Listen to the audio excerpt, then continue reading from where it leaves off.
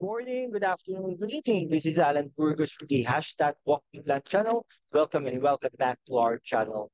Let us just honor our subscribers. They are now 6,002 subscribers. Thank you so much from the bottom of our hearts. And I'm very grateful. And if you are not yet subscribed to our channel, friends, please do it so now. This is the perfect time to subscribe to our channel so that you can be part of a 6,000 and more strong individuals here at this particular channel. Hashtag walk with Lan.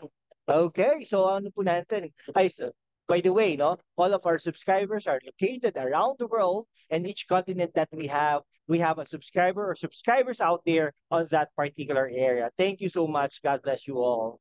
Okay, so ang pag-uusapan po natin today ay yung regards to sa ICC, no, yung International Criminal Court. Okay. Now, kasi yun yan po, no, in 2016 yata yun, no, may nag-file na case doon sa ICC, International Criminal Court, ng isang lawyer. No? So, di nga masyadong pinapansin yun, no? So, during that time, bakit daw gano'n, no? Talagang tapos in 2017, yung congressman dati Alejano ay nag-ano po no, nag-file ng parang supplemental case together with the former senator or senator pa ba siya noon, no? Or I'm not sure. Or yata, senator pa yata si Senator Trillanes noon. Kaya nag-file sila ng case against Pangulong Duterte sa ICC or International Criminal Court ng supplemental case yata yun, no? Parang gano'n. Okay. Now, talagang matapang nito si Senator Trillanes no? Talagang tinitindigan, tinatayuan niya itong mga to, no? Siyempre, nasa admin naman si Pangulong Duterte, hindi naman niya pinapayagan yun, no? Sabi niya nga, holy blank blank blank, no? Something like that, no? Pero now, looking ngayon, ay talagang no, last December, umuugong ang mga balita, no?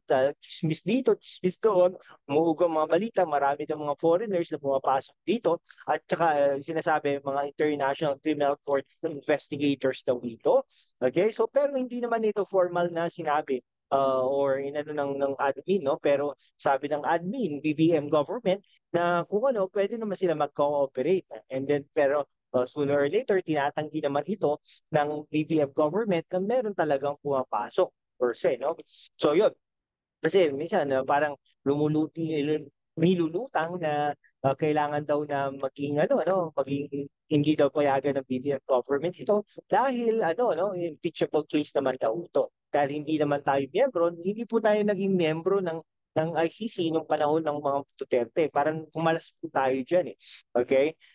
Tapos sabi ni BBM na pag-aaralan daw ang pag-join natin dito. So parang biglang nagbago mga polisiya ng BBM government, no, nung mula sa Pangulo ng Pilipinas na si Pangulong Duterte. Ngayon, may nabasa po tayo news na na sa Inquirer po to, nabasa natin po na si daw, sabi ni Senator Trillanes na nung last December, nandito na daw po yung mga ICC, International Criminal Court.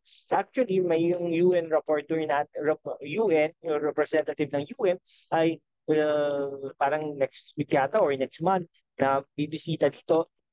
So one of the, ang bibisitahin niya ay or makipagkita siya sa Speaker of the House, Justice Secretary, etc. No? Parang may kinalaman ito no sa ICC. Okay? So yun. Now, sabi ni Senator Trillanes ay yung arrest warrant daw talagang lalabas na, no? Ayun din ang sabi natin kung nakaraan, no? May mga balibalita na gano'n, no? May mga balibalita na yung arrest warrant ay lalabas na, kumbaga, no? Pero ito, kinukonfirm ni Senator Trillanes, allegedly lang naman ito mga to, no? So, yon. Tapos, ayun, sabi niya, no, December daw, yung mga investigators, they were able to gather enough evidence, no? Pero syempre, subjective yun, no? Ay, gaano pa enough yung evidence na yun, no? Okay? And then, sabi niya, yung arrest warrant daw will be issued very, very soon, no? Sabi ni Senator Trillanes. Okay? So, based on on the information daw of Senator Trillanes,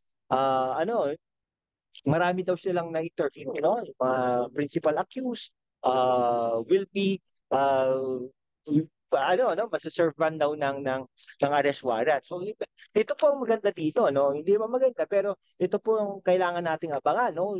Syempre, hindi papayag po ang Duterte diyan.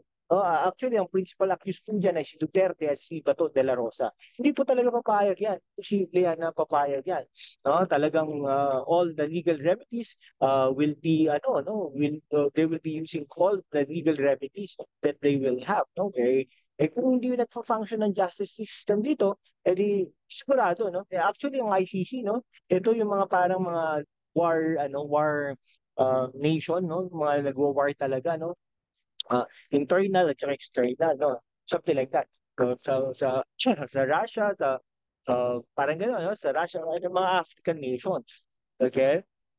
Ayun, no? So, alright, naka-pending po kasi 'yon, no. So sabi naman ng sabi naman ng kampo ng Duterte, no, led by Harry Roque, walang evidence, no. Pagdating dito sa jurisdiction natin, no. The preliminary investigation was authorized long after our withdrawal had come into effect. So, ibig sabihin, nag-withdraw na tayo, tapos biglang nandun yung investigation. So, walang jurisdiction ng ICC. Kumbaga. So, ibig sabihin, nag-withdraw na tayo, biglang siguro nag-withdraw tayo during that time kasi may mga bali-balita na sila na talagang kakasuhan sila ng ICC. Kumbaga. So, nag-withdraw na sila. So, it was a legal move, no? So, sabi naman ni Salvador Panelo, yung former presidential legal counsel ni ang Pangulong Duterte ay talagang narratives lang daw ito at pure chismis and fake news, no, ang sinasabi ni former Senator Trillanes. Okay, so walang validation from the government that the ICC probers have set foot in the country. Walang nga lang talaga, pero sinabi ni Harry Roque at that time may mga pumapasok na daw, no. Okay, so ito pa, no, sabi ni Nery Colmenares, isang dating congressman, no, party list congressman ng bayan at abogado ng mga families na namatay during the Duterte's drug war. Sabi niya wala naman siyang hindi naman po daw sila in-inform. Syempre hindi nila sasabihin sa atin 'yun, 'di ba? Secret nga di ba? Clandestine operations, kumbaga, something like that. Hindi nila sasabihin yun. So sabi niya, baka naman daw hindi sinabi dahil sa security reasons. Precisely. Hindi sasabihin din ni dating Congressman Colmenares ito dahil for security reasons. Okay, yun. Ayun, no? So, yun, sabi ko nga, no, nung dati, yung si Magdalo Party List Gary Alejano, tapos si Senator Trillanes, they were able to file parang supplemental communication no, June 27. No? So, kasi in the past po, no, so parang 6,000 people dead according to official government tallies. Pero sabi naman ng mga human groups, groups and advocates claim they reach 20,000 um, 20,000 victims. Okay. So yun po yun, no? Okay, so abangan na lang po natin, no? Abangan na lang po natin itong mga pangyayari ito, itong mga development na ito, ha? Ay, marami pong nagsasabing gano'n, no? Pero ito po ang tabayanan natin kung papayag din ang PBBM, no? Ang Bongbong Marcos government na ipaaresto, no? Na pumayag na ipaaresto ito si Pangulong Duterte. Tandaan po natin, ang pag-aresto dadalhin po si Pangulong Duterte at si Bato de la Rosa, no? So kung pagtatagumpay ito ay dadalhin po sa ibang bansa, hindi po dito. Okay?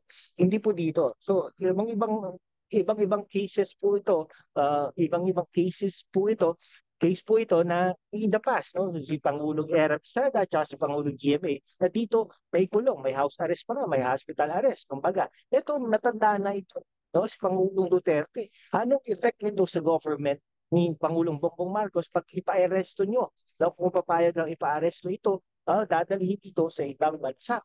No? Parang hindi ko makita na pwedeng mangyari yun, pero hindi natin alam. Siyempre, may mga kanya-kanya silang pros and cons, may mga gusto gawin sa ating gobyerno. No, sige. Hanggang dito na lang po mga kaibigan ko. Maraming salamat po. Kung hindi ka pa nakapag-subscribe kaibigan, mag-subscribe ka naman so that we can be able to continue all of these things and that you are part of this family. Always remember that. And of course, your comments really means a lot to me and to us also, no? So nababasa ko yan, natututo po tayo, no, sa mga inyong mga comments. Maraming salamat po sa inyo. God bless you all.